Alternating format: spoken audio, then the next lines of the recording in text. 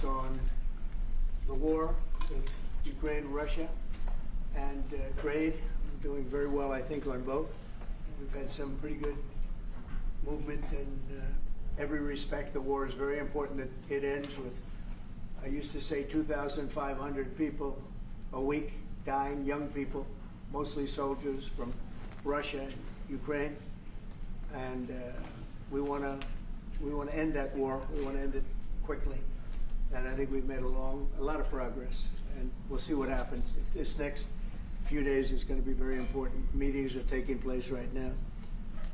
Additionally, we talked about trade, and we will definitely, we get along very well on trade. We'll do something, but I think the Prime Minister knows that over the years, the United States has been very good to a lot of people, and it's time for us to benefit also. So we're going to have a good relationship on trade, and we discussed other things also. But Mr. Prime Minister, it's an honor to have you at the White House. Thank you very much. Well, thank you, Mr. President. This year is 200 years since the first immigration from Norway to the U.S. We come here early in your term. Appreciate that you take time. We have highlighted that very close cooperation. We are allies. We look after security in the north, in the Arctic. A lot of confidence between our services.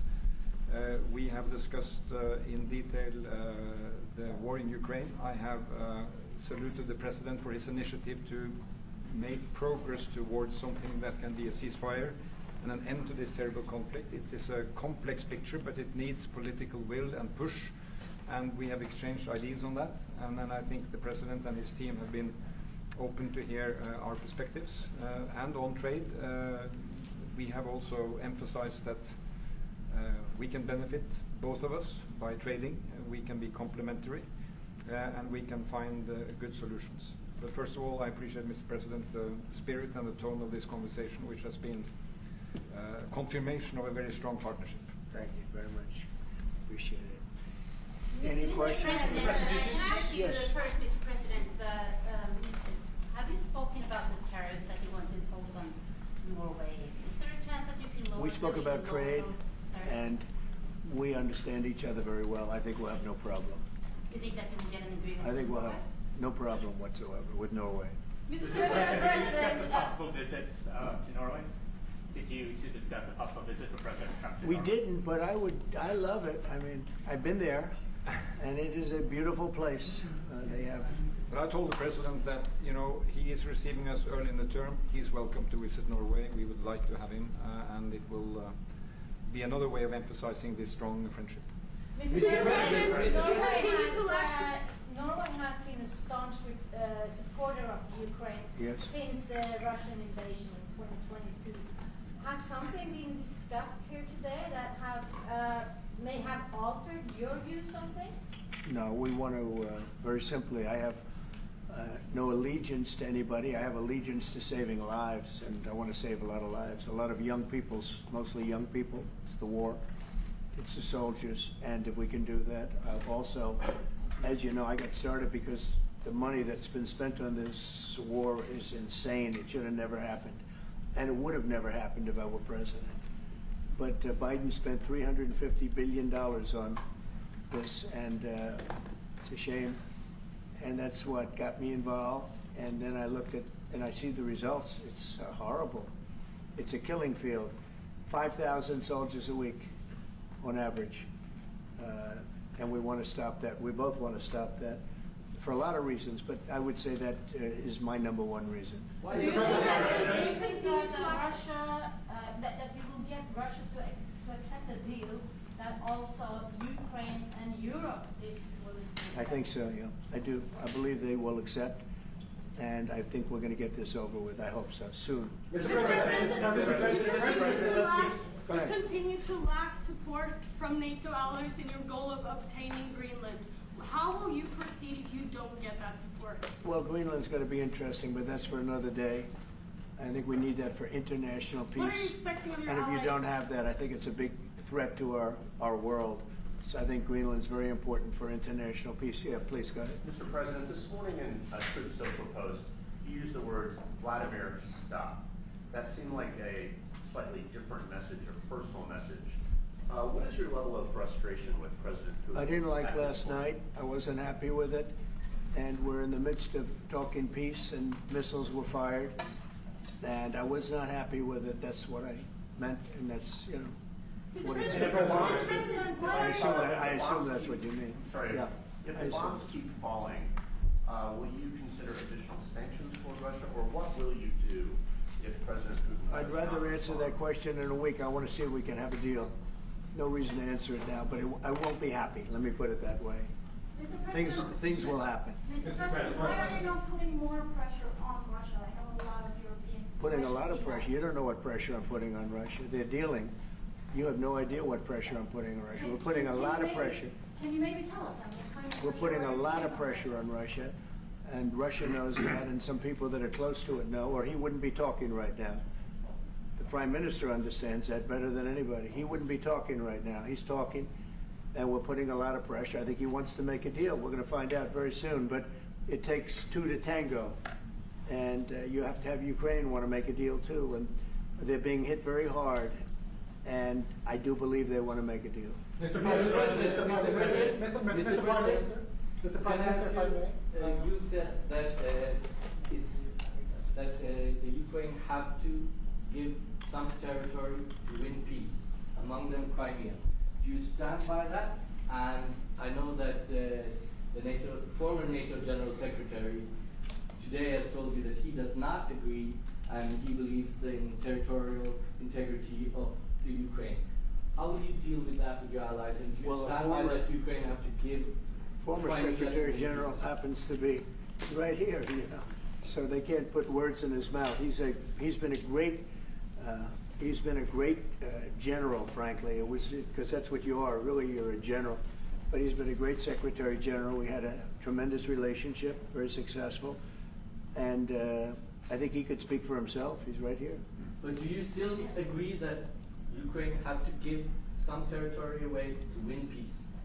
Well, it depends what territory. They've been fighting. They've lost a lot of territory. And we'll do the best we can. Working with Ukraine, we'll do the best we can. But they lost a lot of territory. When you say Crimea, that was handed over during a president named Barack Hussein Obama. That had nothing to do with me, Crimea. That was 11 years ago with Obama. And they made a decision. There wasn't a bullet fired. There was no fighting. There was no anything. They just handed it over. Now they say, well, can you get it back? I think that's going to be a very difficult thing to do. That was given by Barack Obama when he was president, not by Donald Trump. Thank you, Mr. President. President, you had a long You have meeting, a peace Mr. President. proposal that you put on the table. It's a 30-day ceasefire proposal. Your national security team presented it to both Ukraine and Russia. 2 months ago, Ukraine agreed to that ceasefire proposal immediately. Russia has not. And my question is Russia the obstacle to peace based upon that, just getting to that 30-day ceasefire? I don't think so. I think that they both want peace right now. They're ready to do something. We'll see what happens. Complicated, very complicated. But I think they are both very much looking to make a deal. Marco, what would you say? Well, first of all, what was put before our partners was options to discuss about things that it would take to end a war. This war is endable. Both sides just have to agree to it. We've shown them a pathway forward. We've discussed those ideas. It was a good meeting yesterday. There'll be good meetings over the weekend. We've shown them the finish line. We need both of them to say yes. But what happened last night with those missile strikes should remind everybody of why this war needs to end. It's horrible those missiles landed. What's even worse is there are today people that were alive yesterday that are not alive today because this war continues, and the president wants to stop it. And everyone should be thanking the president for being a peacemaker and trying to save lives. That's what we're trying to do here. It's not our war. We didn't start it, as you know. But we're trying to end the dying. We're trying to end the destruction. And we've shown the path forward. We can see the finish line, but both of them have to get there. We're going to do everything we can to help them get there, but they have to ultimately say yes. And we are using a lot of pressure on both. You know, if you think we're just in there because we're nice people, and we are nice people, but we're using a lot of pressure on both. What concessions, Mr. President, and to your national security team, what concessions has Russia offered up thus far to get to the point where you're closer to peace? Stopping the war, stopping taking the whole country. Pretty big concession. Mr. President, if you are going to take down the tariffs, what do you want Norway to buy more of from the U.S.? To buy more? Well, you don't need snow. You don't need skis. You don't need ski champions either, right? You have a lot of them. We just want to keep the relationship the way it is. We've had a great relationship. I think now maybe closer than ever, but we've had a great relationship with Norway. I think just keep it the way it is, kid. You can't do better. Really? Not even by, say, Well, if they want to give us some additional concessions, that's okay. You can't do much better. Yes, yes. Mr. President, you've had a long meeting with Norway today. You said that Norway is doing a lot of things right, but on the Ukraine, if I can ask both you and the Prime Minister, did you find common ground today on Ukraine and the peace plan? Totally. It's totally common ground. The Prime Minister can speak about it, but I can just say he wants to see people stop dying more than anything else, and he'd like to see it end. He's going to help us end it.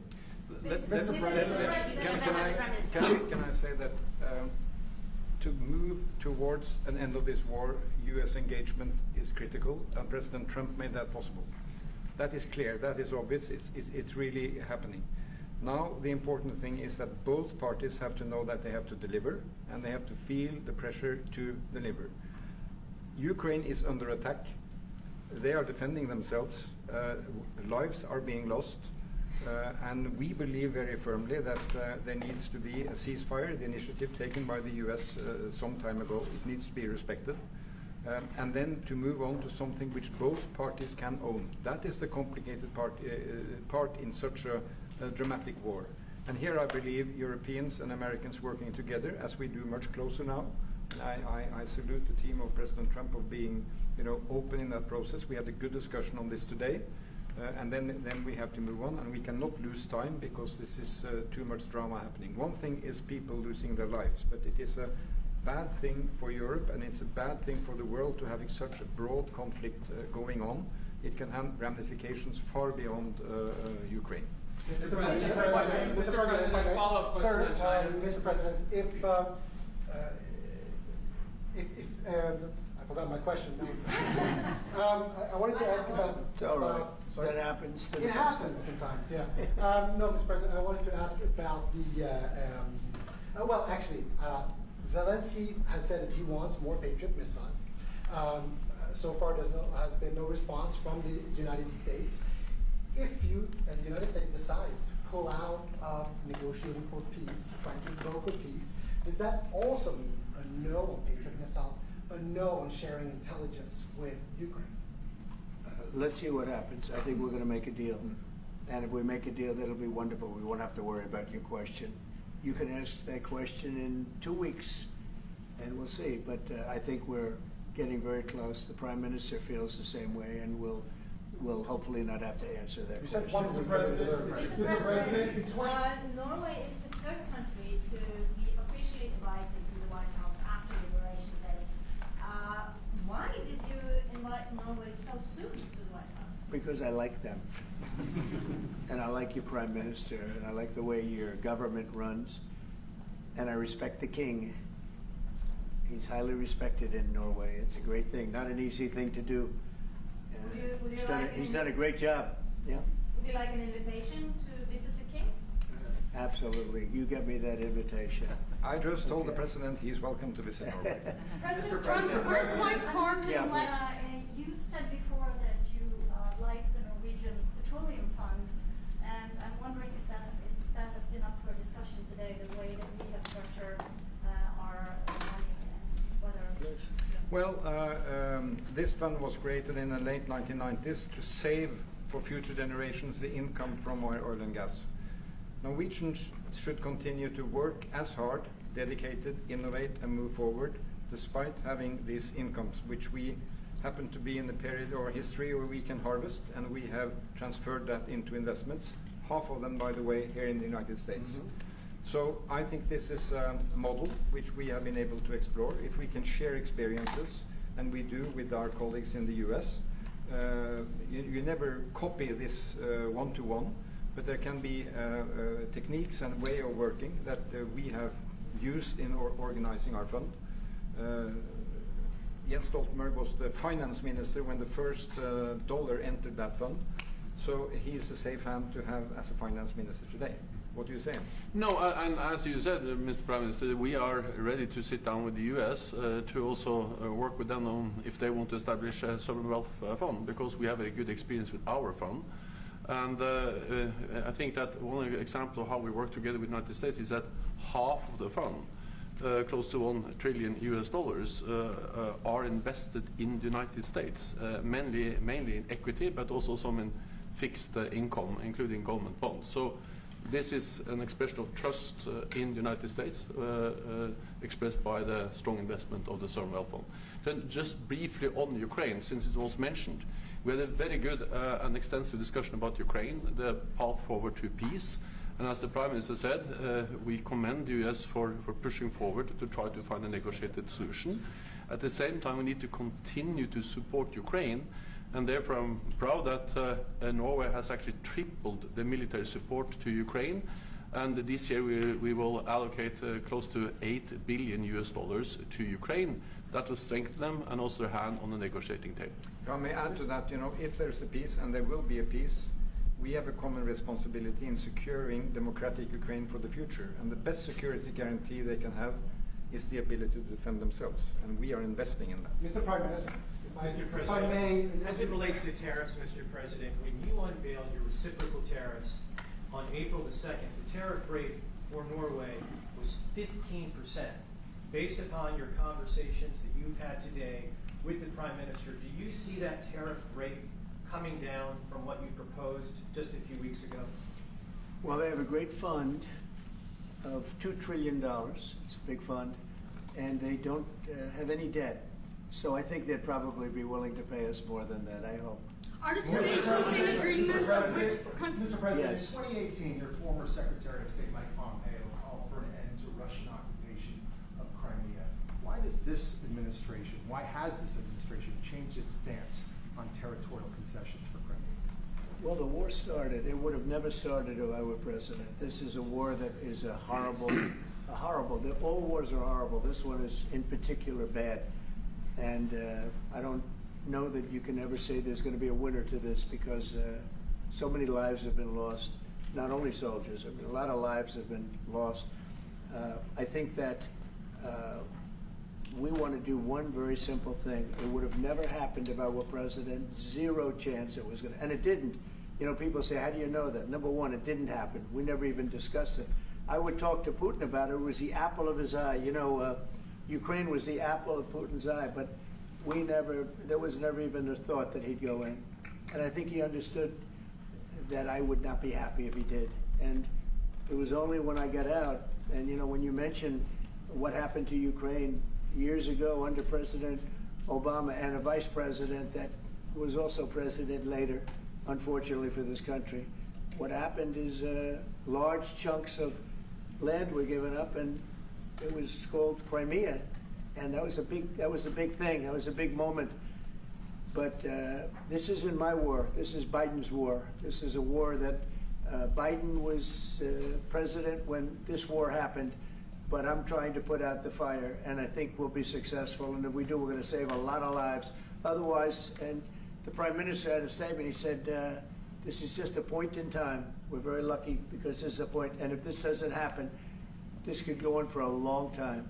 Mr. President, will you have meetings with other world leaders when you're in Rome, sir? Future Democrat president?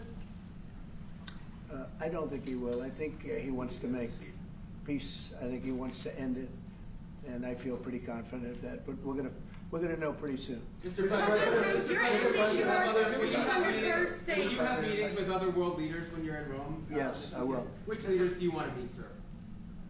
Well, I'd like to meet them all. That would be nice. I'd like to take care of all of them, but we have many of them there, and they all want to meet.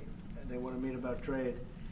And we are making some great inroads and great deals. You might want to speak about that, Mr. Secretary. We had a very successful bilateral meeting with the Republic of South Korea today.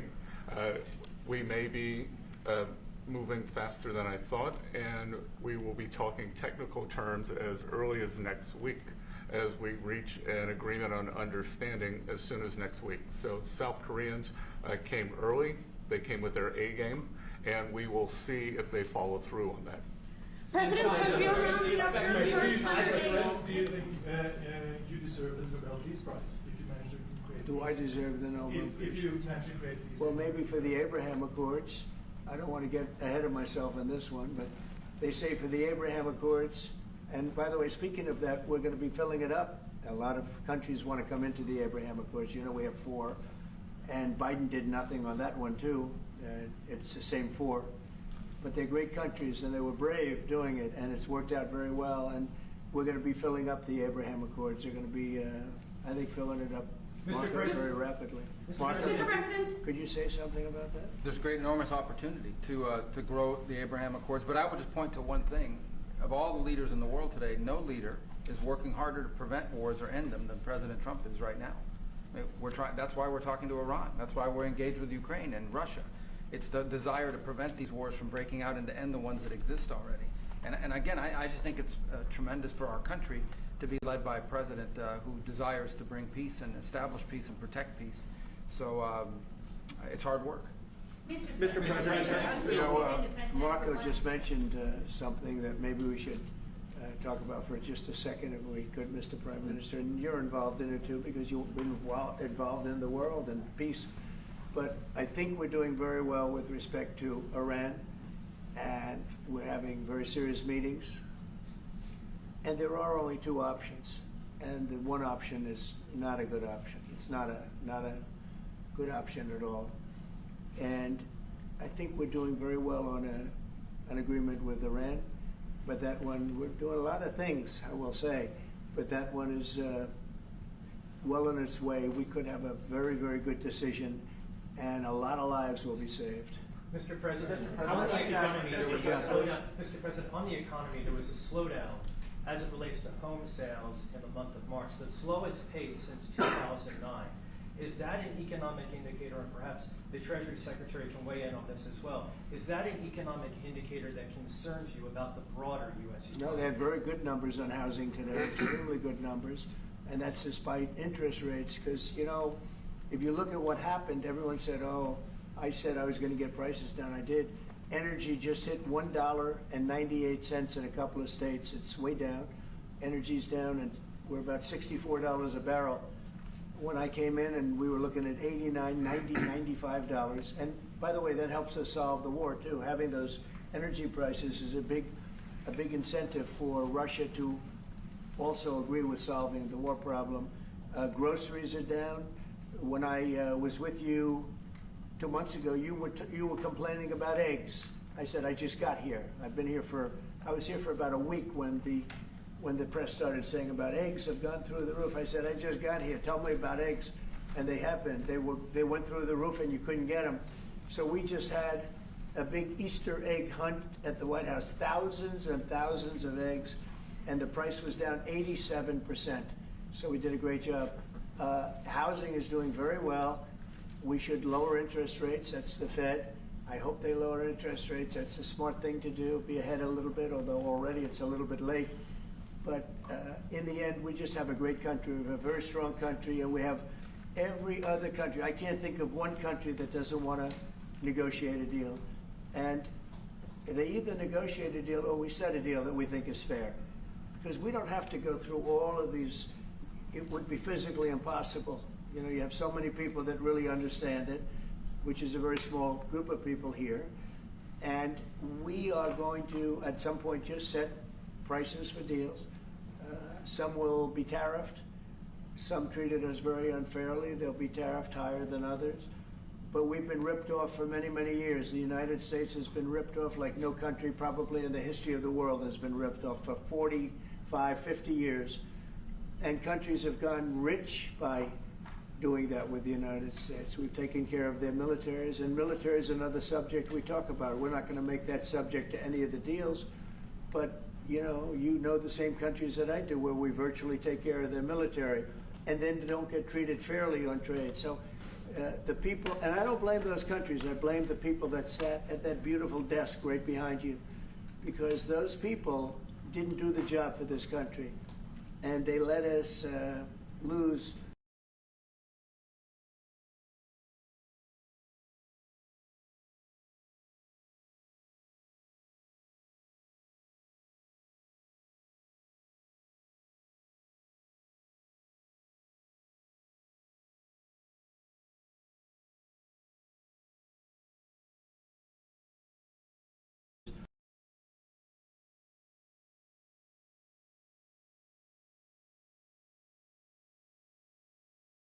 We had a great, most successful country my first term. We were very tough on China. As you know, they paid hundreds of billions of dollars in tariffs.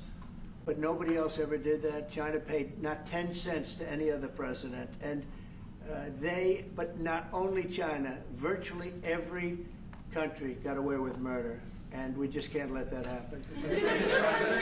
Thank you very much, everybody. Thank you very much. Appreciate it. Thank you very much.